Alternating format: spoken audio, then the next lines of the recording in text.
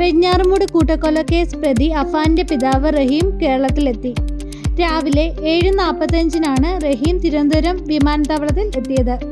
ശേഷം ബന്ധുക്കൾക്കൊപ്പം ചികിത്സയിൽ കഴിയുന്ന ഫാര ഷെമീനെ കാണുവാൻ റഹീം പോയി. കട്ടിൽ നിന്ന് വീണതാണെന്നാണ് ഷെമീന ഡോക്ടറിനോട് പറഞ്ഞത്.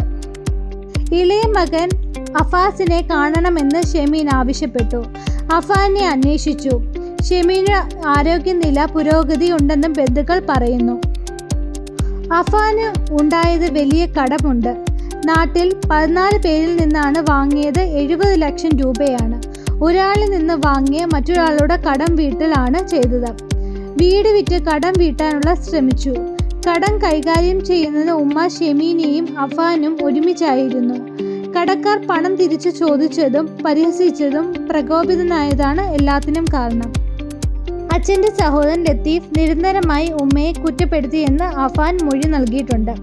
പെൺസുഹൃത്തിൻ്റെ മാലയും പണയം എടുത്തിരുന്നു. അഫാൻ ഫർസാനയുടെ മാലയും കടം വീട്ടുവാൻ പണയം വെച്ചു.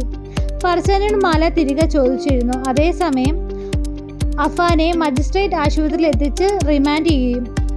ഇതിനായി പോലീസ് കോടതിയെ സമീപിച്ചു. ആശുപത്രിയിൽ തന്നെ റിമാൻഡ് ചെയ്യും. തുടർന്ന് കസ്റ്റഡിയിൽ വാങ്ങിച്ച് ചോദ്യം ചെയ്തതിനു ശേഷം പോലീസിന്റെ തീരുമാനം.